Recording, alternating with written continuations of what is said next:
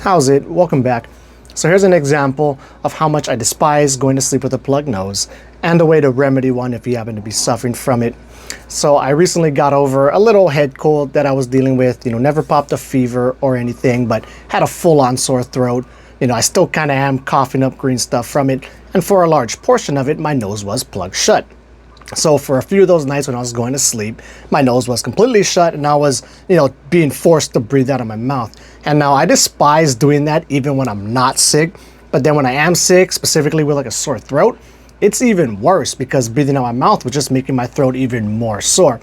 So I was trying to find a way to get around it. So if you ever want to clear a plugged nose, all you got to do is hold your breath for a really long time. Now, the longer you hold your breath, the more cleared out your nose will be. But for me, as long as I hold it until the point where my stomach starts to contract, then my nose will clear up some, and then the further into that contracting as it get harder and harder, maybe even if I start to uncontrollably gulp, if I get to that point, then my nose will be super clear.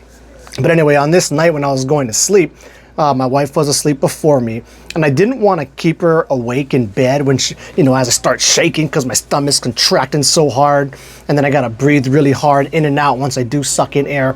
So I was trying to do it very silently and on the sly and as quietly as possible. So the way I got around this is when you hold your breath, just to make that contraction happen sooner so I can't hold my breath for quite as long, I did a full-on exhale, and then I held my breath. And then I waited till I had the early stages of my stomach contracting, but not so hard that I felt like I'd be jerking too much and it would wake up my wife. And then another thing that helps you be kind of quieter with it is because I exhaled all my air out. When I do breathe, all I got to do is just do a big inhale, as opposed to, you bring a bunch of air in, you hold your breath. Before you can breathe in again, you have to exhale it all out and then breathe in. So I would just simply blow out all my air, hold my breath until my stomach started to contract and I felt like it wasn't contracting hard enough to wake up my wife.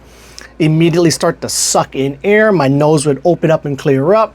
I'd be able to breathe out of my nose for not too long, maybe like a minute or so. My nose would start to clog up again. Exhale, hold my breath, and just rinse and repeat until eventually, and actually on this one particular night, I did it so long, I full on fell asleep off of it. Like I remember doing it, and then I don't remember ever having to stop. And then next thing I know, I woke up in the middle of the night to go pee. And so it basically worked for it right there. So that's a fun one to know about, or I guess useful one to know about in case you ever gotta utilize that that little trick. You can put it to practice for yourself. And yeah, that's it. Oh, another side note, maybe I'll make a separate video on this, is because I was doing this in my going to sleep process. And I've talked about this before in past videos, but who knows, really long time ago. Holding your breath, especially as you get down to when it starts to get more difficult, is a good way to kind of get the mental imagery going. So if you're busy trying to, know what to pay attention to, if you're waiting for this whole hypnagogic meditation thing that I talk about so much, a nice way to kind of get visuals going sometimes is you just do a really long breath hold, and then like shit can start to pop up in your visual field. Anyway, with that said, that's it. Until the next video, keep your sleep practices legit.